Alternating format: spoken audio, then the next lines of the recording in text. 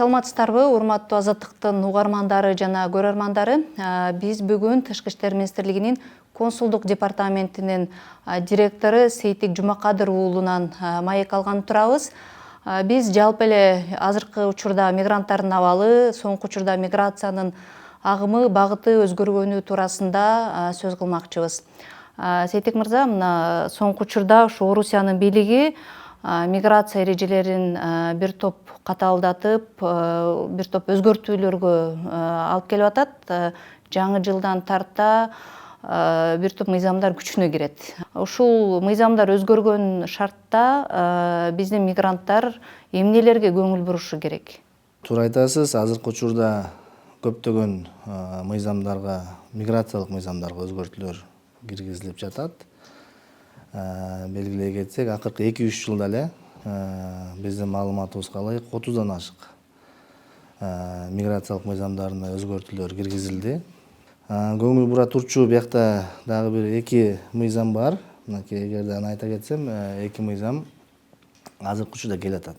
Кабыл алынган, күчүнө кирет десек болот. Бирөөсү 2025-жылдын 1-январында күчүнө кирет. Экинчиси 5-февралда. Биздин жарандарыбыз 90 күн ичинде, 90 күн жүрүп, анан 90 күндөн кириш-чыгыш кылып, мындайча айтканда миграциялык тарыхын жаңыртуу кылып кайра кирип иштеп жүрө беришчи. Бул мыйзам 90-180 деп койчу.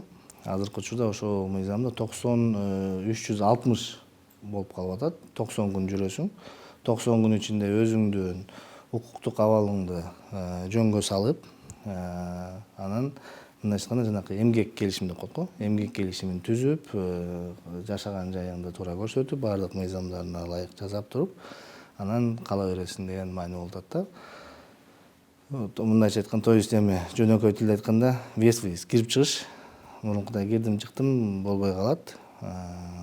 Ошон үчүн буга биздин жарандарыбыз аябай диккат караш керек. Экинчиси болсо, бул жанакы режим высылки, мындайча айтканда, чыгарып жиберүү режими деп кабыл алышты. Чыгарып жиберүү режими деген бул статуска чет элдик жаран ээ болуп калса, мисалы мыйзам бузган жаран, анда көптөгөн кыйынчылыктарга дуушар болуп калат.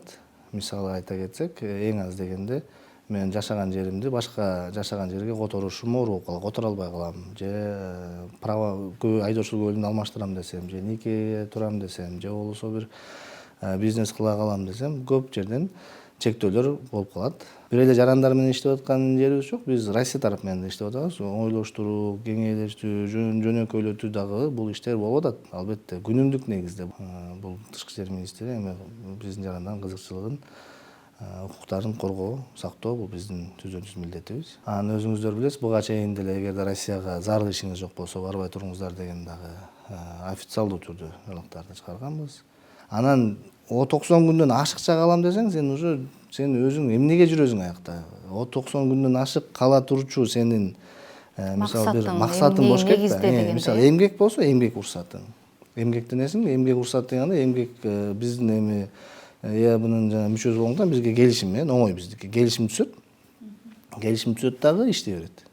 Негизи эле Кыргызстан бул Евразия экономикалык биримдигине мүчө да. Анан ал эми биримдиктин негизги максаты ушул жарандардын эркин кирип чыгуусу деп кабыл алынган максат ошол эмес беле?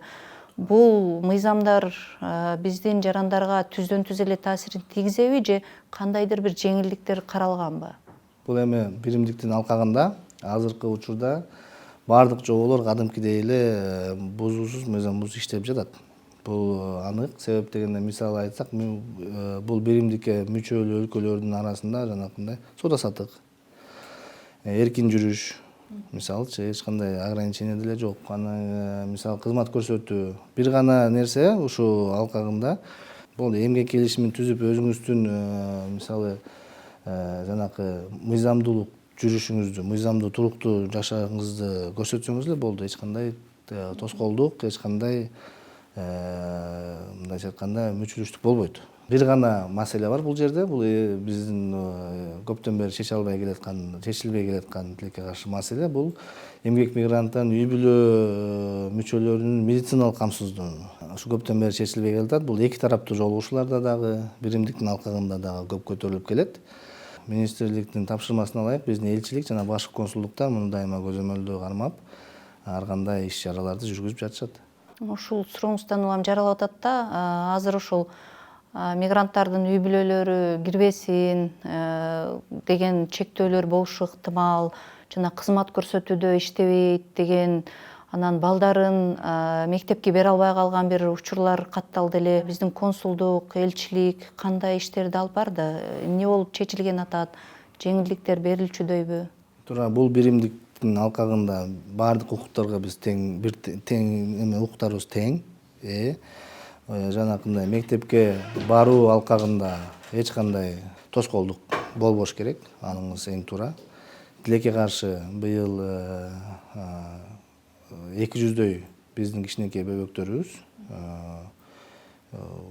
мектепке кире албай калган факты болду. Буну биз ар кандай площадкада көтөрдүк. Жана ошондой эки тараптуу жолугушууларда көтөрдүк. Орус тарап менен маалыматтар тизмеси менен тийиштүү министрликке берилди. Буларда биримдиктин алкагында биздин укугубуз баардыгы тең. Ошону биз колдонуп, сөзсүз түрдө биз аягына чейин чыгабыз. Иштеп баштадык да, мунун үстүнө иштеп баштаганда кээ бир биздин жарандарыбыз кечирээк. Мисалы, сентябрда, 9-ай, 8-айларда кайрылып калган ушулар, аларда 3-айда башталат экен. Мигранттардын көбү, басымдуу бөлүгү Орусияда. Бирок акыркы ушул Орусия менен Украина согушунун алкагында бир топ кыргыз жарандары өлкөдөн чыгып кетти, бир топ кыскарды. Сиз башында да белгилеп кеттиңиз. Расмий эсепте учурда Орусияда жүргөн кыргызстандыктардын саны канча? Чет элде жүргөн кыргыз жарандары болжол менен бир 605 миң түшөт. Бул баардык мамлекет. Анан анын ичинде Россиянын расмий маалыматына ылайык 333.974 жаран миграциялык каттоодо турат. Бул эми 334 миң деп койсоңуз туура болот го. Миграциялык каттоодо турат. Жылдан жылга азайган учур бар. Анан ошол Орусиядан кайткандар көбү келип Кыргызстанда калып атабы, же алардын көбү кайра чыгып кетип атабы? Эгер чыгып кетсе, ушул миграциянын багыты кайсы жакка оогуп атат, кайсы өлкөлөргө көбүрөөк кетип атат биздин жарандар? Азыркы учурда туура кайра кайтып келгендердин кээ бири Кыргызстанга келип атат. Кыргызстанга кайтып келип аткандар бар. Кээ бири башка мамлекеттерге, сиз айткандай, мисалы Турцияга барып атат, Бириккен Араб Эмираттарына барып атышат, АКШга барып атат, Улуу Британияга, Германияга, Кореяга. Мисалы жакында эле Британиянын консулу менен жолуктум. Ал ошо Орто Азияны караган консул. Ошо менен сүйлөшүп отуруп, маалымат алсам, 8 миң Кыргыз Республикасынын жараны жанакы убактылуу иштер, сезонный деп, мезгилдик жумуштары пайда болбоду, ошого барып, контрагент түзүп, иштеп, кайра кайтып келишиптир. Ошондой эле жакында эле Корея менен сүйлөшкөм, аларда дагы ошондой. Көйгөйлүү дейбизби, мындай талуулуу маселелердин бири, Украинадагы согуш башталгандан бери ошо Орусиянын абактарында отурган жарандардын маселеси көп көтөрүлдү. Согушка тарткан учурлар болгону башынан аныкталып, айрымдары каза болуп келген тууралуу маалыматтар деле улам чыгып атат. Анан ушул боюнча кандай маалыматтар бар сиздерде? Бүгүнкү күндө канча кыргызстандык согушта каза болгону тууралуу, канчасы абактан тартылдыбы, же мындай эле кетип калган учурлар, кандай маалыматтар бар ушул багытта? Өзүңүзгө белгилүү болгондой, бул эми 2021-жылдан бери Россия менен Украинанын ортосундагы жүрүп жаткан жанагындай жаңжалдардын айынан биздин Россиядагы элчилик, башкы консулдуктар, кеңселер өзүнүн аймагына карап, абактарда жаткан биздин жарандарыбызга кеңири маалыматтарды бере баштады. Мындайча айтканда, сиз аларды которуп кетүү, ал жактан Кыргызстанга которуп кетүү маалыматын беришти. Жеке жолугушуп, Мисалы айта кетсек 2023-24 жылдары 800дөн ашык жолугуу болду. 800дөн ашык биздин ошо абакта жаткан жарандарыбызга биздин консулдар барып, укуктарын түшүндүрүп, анан Кыргызстанга которуп кетүүнү биз аракетин көрүп жатабыз да азыркы учурда. Анан бирок эми ошого карабастан баягы Украина аймагында каза болгон адамдар пайда болду. Өзүңүздөр билесиздер, баарыбыз эле мага көбүбүз. Анан алардын мен түшүнгөн боюнча баягы эч кимдин тынчын албайын, туугандарымдын тынчын албайын деп тымызын билгизбей, айтпай кеткен учурларды да угуп жатабыз да. Бул маселе боюнча эсиңиздерде болсо керек, 2022 жылы Тышкы иштер министрлигинин өкүлдөрү менен башкы прокуратуранын өкүлдөрү Россияга барган. Ошол учурда орус тарап, кыргыз тараптын тынчсызданып жаткандыгын туура кабыл алып, бирок андай аскердик аракеттерди алдын ала ырайым, помилование алып туруп, анан өз каалоосу менен кетип жатышат деп билдиришкен, расмий түрдө билдиришкен. 2024 жылдын январында дагы жаңы булар эме кабыл алынды. Жанакы кыргыз чет элдик жарандар, согушка катышкан чет элдик жарандарга жарандык берүү боюнча жарлыгына өзгөртүүлөр киргизди. Көп жарлык чыкты. Ошону бул эми азыркы учурда кандай болуп атат? Мисалы, жөнөкөй тилде айтканда, мен кааласам Россиянын жарандыгын алып, анан Россиянын жараны катары уже кетип калып аткан учурлар дагы бар. Айтып кетчү нерсе, мисалы азыркы учурда биздин жарандар 1370 жаран абакта отурат. Анын ичинен 90 жаранды биз которуп келдик. 57 жаран учурда азыр которууну Кыргызстанга которууну күтүп жатат. Жарандыкты алып кетип калган учурларда бизге өтө оор болуп калат экен. Бул алышы, маалыматты алып же статистиканы алып же бир аты жөнүн алайын десең оордукка жатып калат да. Бирок бул эч кандай так маалымат азыркы учурда бизде негизи жок. Бирок биз учурларды билебиз. Бул эч ким расмий кайрылып айтат да. Биз айтып атабыз, расмий кайрылыңыздар. Эгерде сиздерди чакырса, сизди ушуну чакырык кылса, биздин консулдар тыкыз байланышта болот. Эгерде сиздерди чакыра турган болсо, же болбосо сиздерди бир азгыра турган болсо, сиздер айткыла бизге. Расмий кайрылгандан баары коркот. Анан биздин ушу ыкчам байланыш телефонубуз бар. Ошол жака биздин ушу жарандарыбыздын туугандары, тааныштары, билиштери кайрыла калган учурлар болот. Бир-эки учур болгон. Биз барып ыкчам түрдө биздин элчиликке тапшырма, баш консулдукта тапшырма бергенде ыкчам түрдө 2-3 жолу аны предотвращать этип калып алып калган. То есть өзүнүн ыктыярын кайра жокко чыгарып болгон учурлар да болгон. Негизи эле азыр миграция бул агымы токтобой турган көрүнүш эмеспи? Анан дагы деле келгендер кайра чыгат же жаңыдан чыгып аткандар бар. Ошондой учурда кыргызстандыктар, четке чыгып аткан кыргызстандыктар эмнеге көңүл буруш керек? Мен ойлойм, биринчиден пландоо болгондо кандай бара жаткан мамлекеттин биринчиден эмгек миграция мыйзамдарын жакшылап изилдеп чыгуу. Экинчиден өзүнүн жанакындай жеке күбөлүктөрүн, паспортун, ID карталарын, көчүрмөсүн чыгарып коюп, сактап коюу. Үчүнчү бул бара жаткан тааныш билиштерине, ошолордун номерлерин туугандарына берип, бара жаткан адрестерин, болжол менен адрестерин туугандарына берип койсо, бул ашыкча болбойт. Анан эң негизгиси бара жаткан жактын бул эң маанилүү бул да бир нерсе, бул каада салтын. Бара жаткан элдин каада салтын, үрп адаттарын билип алып, анан ошолорго аяр мамиле, мындай урматтоо менен мамиле кылуу бул абзел. Буга чейин ушул кыргыз жарандары кара тизмедеги 76 миңдей деп айтылган эле. Анан жакында ушул кара тизмеге кирип калышы ыктымал деген тобокел топ дагы бар экен. Андан сырткары бул 72 миңдей. Бул топ деле эгер кармалса өлкөдөн чыгарылат же болбосо депортация болот дегенди билдиреби? Алар кандайча түзүлгөн? кандайча аныкталган, аны кантип текшерсе болот, ушул боюнча дагы айта кетесизби? Ооба, туура айтасыз. Азыркы учурда кара тизме деп черный списоктон сырткары жанакы тобокел топ деп атпайсызбы? Тобокел топ деген бул деген мындайча айтканда рискте, зона риска дагы да. Азыркы учурда тобокел топту 172 000 жаран тегереги деп белгилешти. Бул тобокел топтун тизмесин топтоодо, толуктоодо боюнча миграция министрлиги иш алып барууда. Мигрант KG сайты бар го, ошол жакта жарыяланган. Азыркы учурда укуктук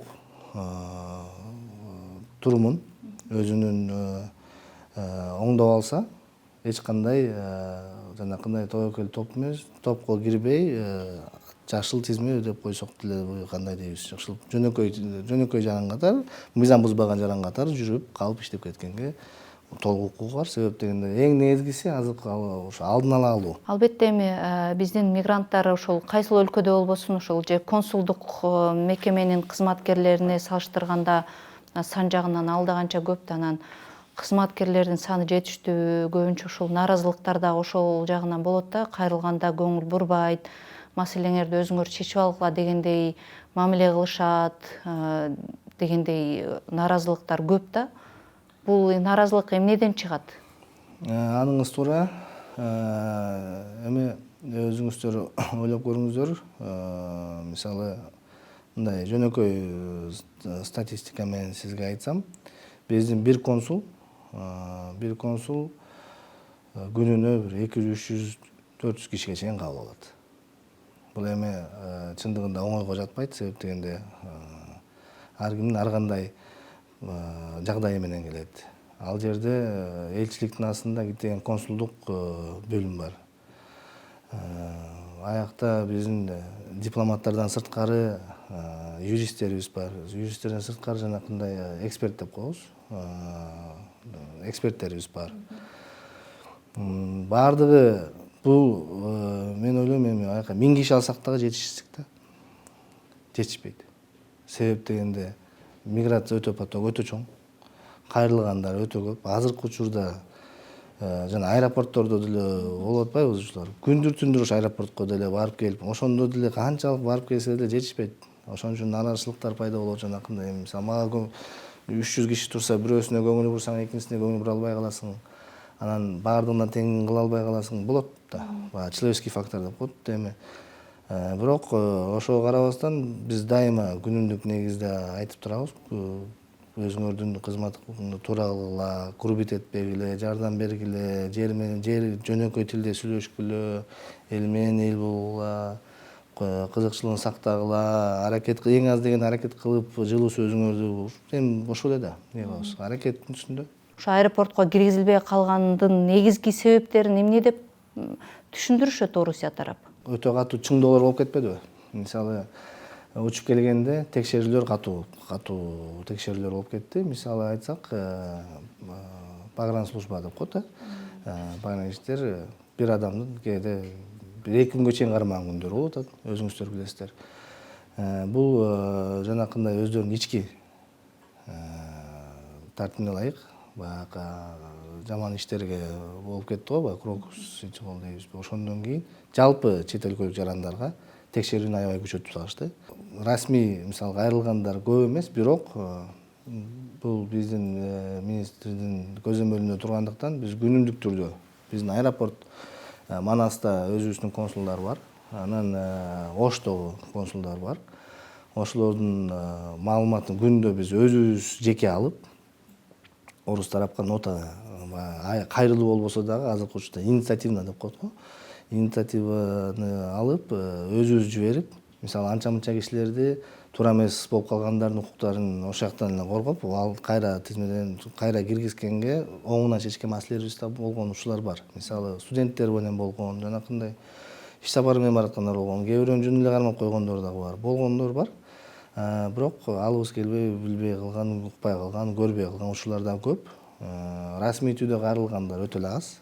Бирок биз аны расмийин күтпөй эле ошо өзүбүз негизи бир аз катуу карап атышат, бул чындык да. Биз муну бул маселе боюнча дагы тынымсыз ар кайсы деңгээлде көтөрүп жатабыз.